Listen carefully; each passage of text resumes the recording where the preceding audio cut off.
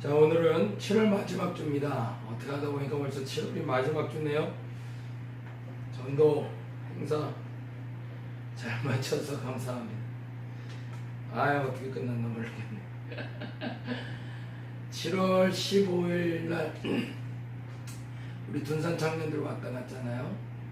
그리고 휙 하고 휘젓고 하면서 빈방이 있습니까? 라는 공연 해주고 가고, 25일 날 김미연 집사님 왔다 가시고, 김미연 집사님 왔을 때 우리 낙원 집사님들 또 오셔서 같이 예배 드려주셔서 우리 남원 집사님들 덕분에 기분도 좋고 힘도 났는데, 문제는 제가 피로가 조금 누적됐는지 그때부터 목이 좀 가기 시작했는데, 어저께 그저께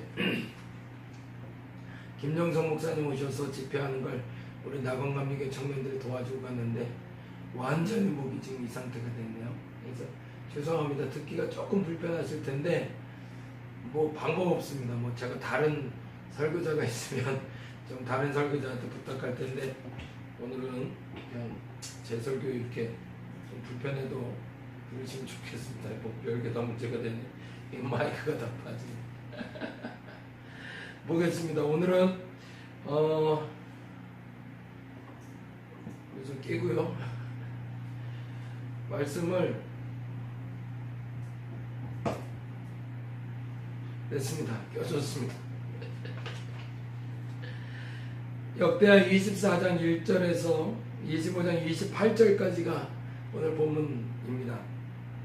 그리고 25장 1절에서 4절이 함께 나눌 얘기인데, 먼저 어저께 나눠야 될 제 7대 왕, 우리가 지금 유다 왕들 살펴보고 있잖아요. 저 유다 왕들 이야기를 조금 좀 하고 가야 될 것 같습니다. 제 7대 왕 아달랴, 이제 이스라엘에는 유일하게 남자들이 다 치를 했는데, 온전히 한 번 여왕이 왕이 된 적이 있었습니다. 그때가 아달랴라는 여왕이 왕이 될 때였는데, 아달랴는 우리가 잘 아는 대로 아합 왕의 여호사밧 왕이 함께 혼인 정책을 취해서 보낸 아합의 딸이었습니다. 그러니까 이세벨 여인의 딸이 되기도 하는 거죠. 이게 이제 바알을 섬기는 여인이었던 거고, 혼합 정책을 썼고, 그리고 이런 표현 참 쓰기 별로 안 좋지만 시대가 낳은 악녀 중에 하나로 일컬어지는 사람, 그게 바로 이세벨과 지금 등장하는 아달랴라는 여인입니다. 이 아달랴라는 여인 때문에 다윗 왕가가 멸절될 위기에 처하게 되죠. 그래서 이 멸절될 위기에 처했을 때 급히 유모가 아이 하나를 구해내게 되는데, 그게 바로 제8대 왕 요아스가 됩니다.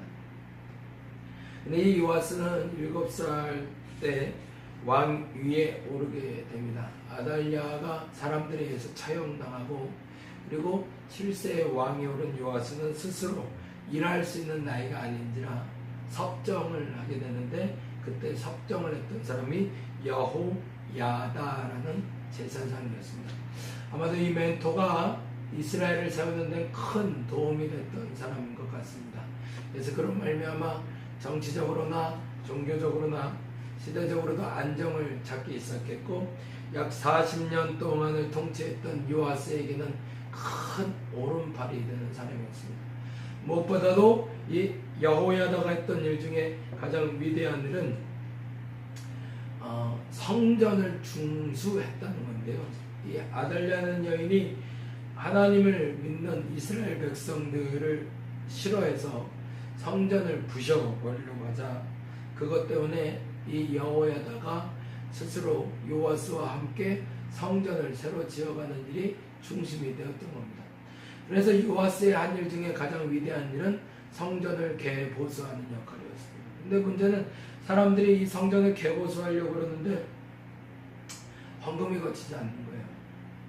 근데 지난주에도 그 얘기했지만 헌금은 자원에서 드리는 거라.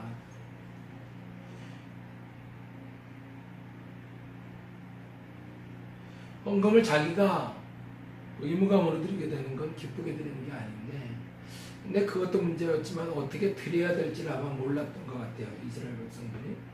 그래서 요아스가 성전 앞에 헌금함을 놓고 그 헌금함에 사람들이 헌금을 할 수 있도록 자리를 만들어줍니다. 그게 이제 우리가 잘 알고 있는 과부의 두렙돈 사건. 누가 더 많이 바쳤는가?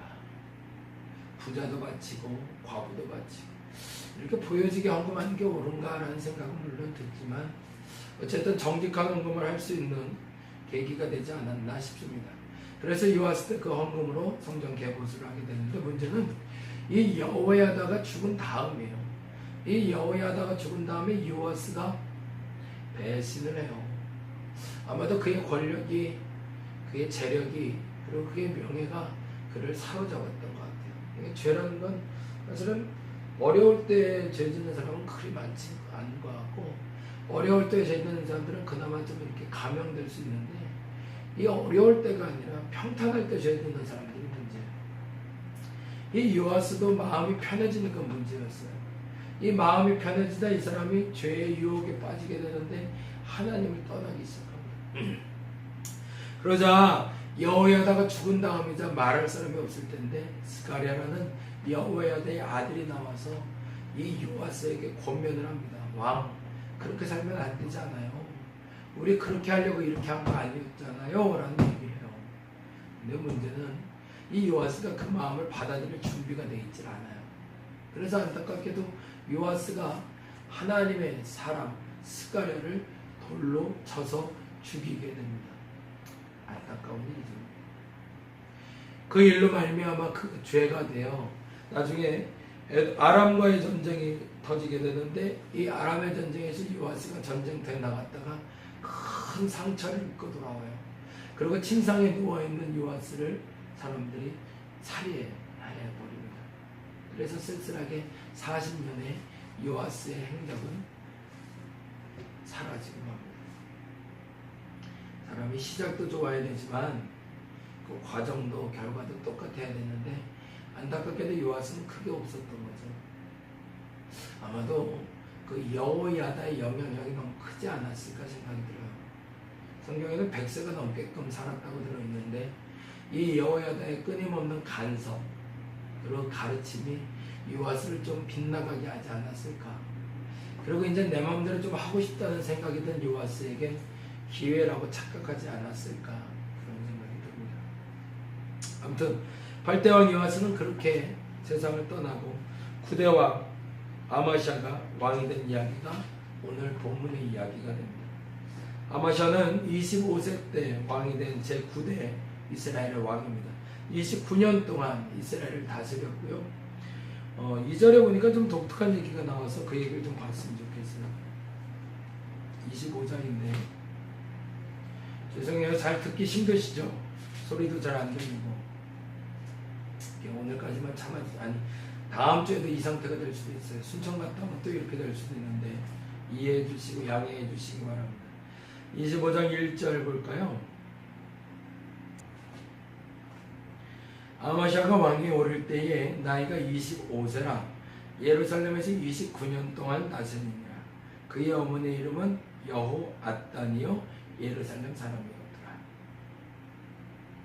이다음 아하스가 왕이 오를 때가 25살 29년, 약 50년 동안 54년 동안 살면서 유다를 다스린 거죠. 그런데 그 기록이 아주 재미난 표현이 나와요. 25장 2절인데 볼까요? 아마샤가 여호와께서 보시기에 정직하게 행하기는 하였으나 온전한 마음으로 행하지 아니하였더라. 거기다 줄을 쳐놓을 건데 보세요. 여호와 보시기에 정직하게 그러니까 행하기는 해서 행하기 동그라미 적혀있어요. 아마샤가 여호와 앞에서 행동은 정직하게 했지만 그 다음 동그라미를 해볼게요. 온전한 마음으로 행하지 않나요? 행동은 정직해 보였는데 마음은 하나님께 행하지 않았대요. 이게 뭔 말일까요? 마음 따로 몸 따로였다는 거죠. 보이기는 정직해 보이고 거룩해 보이는데 그 마음은 약간 좀 조심스럽다라는 얘기예요. 그 얘기의 신뢰가 3절 4절에 나오는데 보세요. 3절에 보니까 그의 나라가 굳게 섬에 그의 부왕을 죽인 신하들을 죽였으나라고 되어 있어요. 이게 뭐냐면 자기가 힘이 붙자 자기 아버지 요아스를 죽였던 사람들을 죽여버렸다는 거예요. 이건 뭐예요? 원수 갚는 거죠.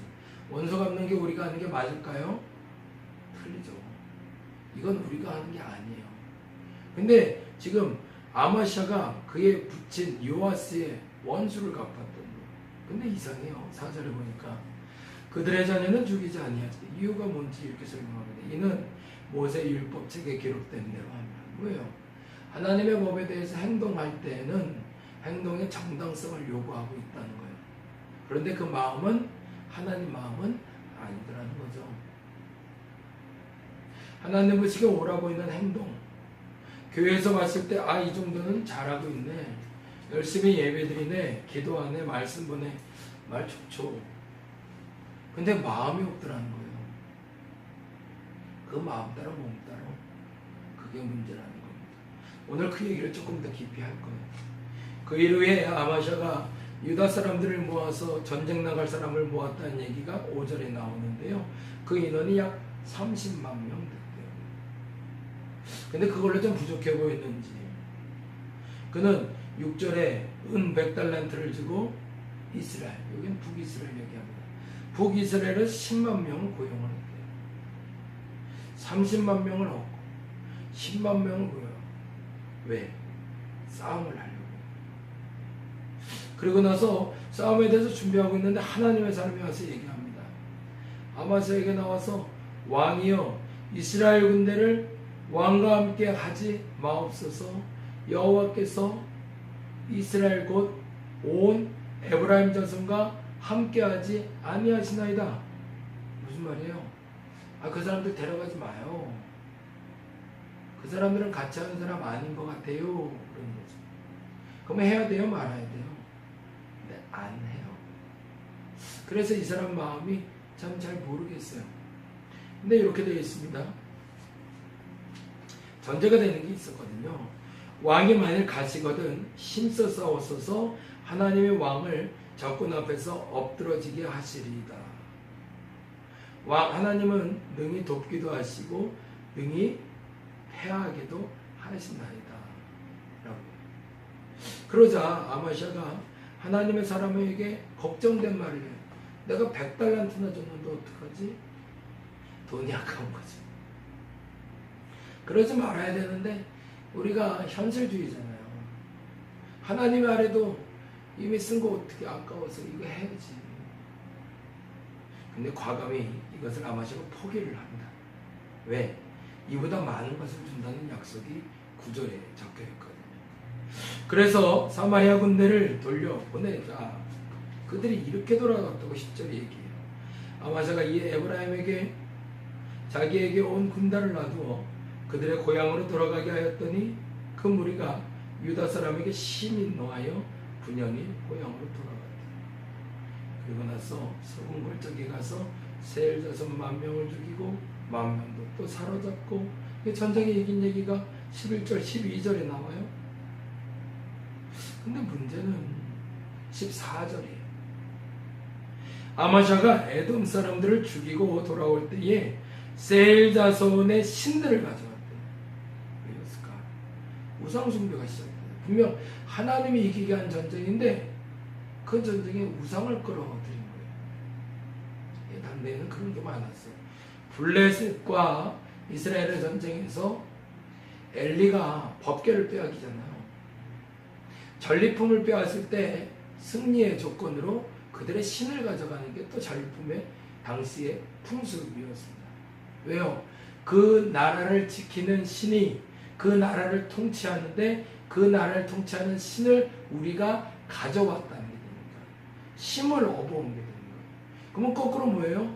그 신을 가져왔으니 그 신도 섬겨줘야 되는 거죠. 옛날 전쟁에서 그런 종종 일들이 벌어졌다는 겁니다. 그러니까 자연스럽게 이 아마샤는 전쟁에 이기니까 세겜의 신들을 데리고 온 거예요. 왜? 우리가 이 전쟁에서 이겼다는 걸 증언하기 위해서, 또 그들을 섬겨서 어르고 달래서 그들의 신이 진노해서 우리를 공격하지 못하게 하려고. 당시에 다 그렇게 했다는 얘기예요. 그건 뭐예요? 당신의 법대로, 하나님을 믿지 않는 사람의 법대로 하나님의 사람이 살았다는 얘기죠. 좋아할까요? 싫어할까요? 누가? 하나님이. 싫어하시죠. 바르게 행동한 게 아니니까. 그러니 어떻게 해요? 이 아마샤에 대해서 하나님 마음이 불편해요.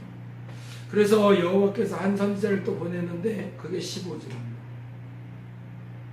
그러므로 여호와께서 아마샤에게 진노하사 한 선지자를 그에게 보내시니 그가 이르되 저 백성의 신들이 그들의 백성을 왕의 손에서 능히 구원하지 못하였거늘 어찌하여 그 신들을 구원하였까? 라고 호통을 치네요. 그러자 왕이 이렇게 얘기해요. 16절.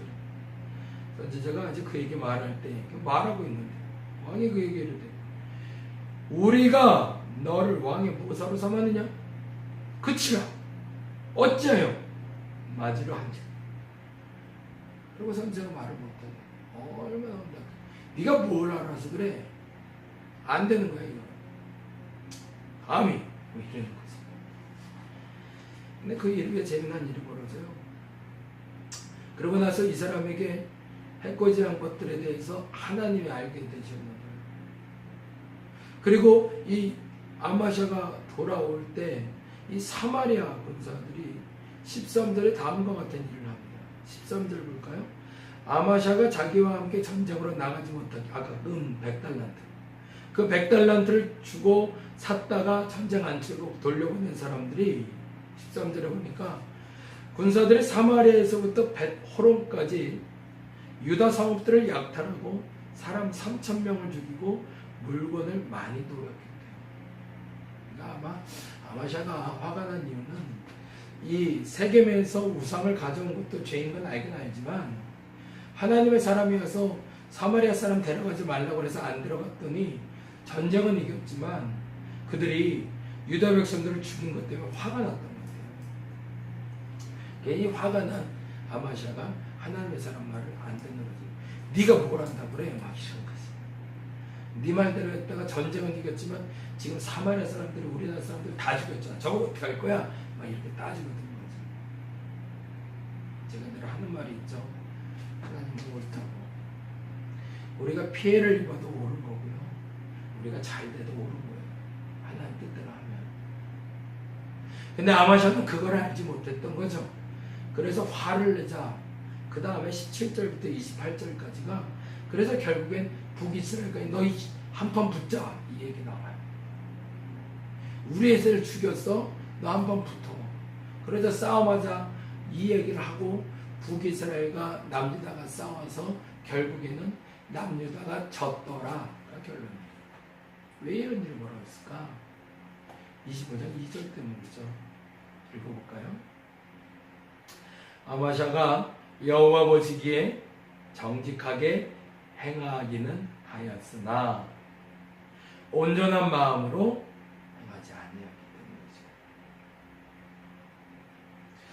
비슷한 정품이라는 건 존재하지 않습니다. 신앙생활을 잘할 때 비슷하게 잘하는 건 있을 수 있어도 비슷한 게 정품이 될 수는 없어요. 정금같이 나온다고 그러잖아요. 그 정금은 단련을 통해서 순도 100%가 돼야 정금이 되는 겁니다. 근데 안타깝게도 우리는 시련을 통과하고 행복한 걸 통과할 때 이물질이 붙어요. 그리고 비슷한 정품이라고 말합니다. 오늘 이 시간 기도하는 여러분이, 오늘 이 시간 예배하는 여러분이 이 아마샤와 같은 짝퉁이 되지 않기를 바랍니다. 하나님은 비슷한 정품이 아니라 진짜 정품을 지금 원하고 계시기 때문에 그렇습니다. 오늘 이 시간 기도할 때 그렇게 기도했으면 좋겠어요. 하나님, 아마샤처럼 말은, 행동은 하나님께 정직하게 보이나, 드러나는 것은 하나님께 정직하게 보이나, 그 마음은 하나님께 떠나 있는 이 어리석음 없게 하옵소서. 마음과 행동이 하나 되는 비슷한 정품이 아닌 온전한 정품으로 하나님께 쓰임받게 하옵소서. 우리 이렇게 기도하고 돌아갈 수 있는 저와 여러분 되기를 간절히 바랍니다. 기도하겠습니다.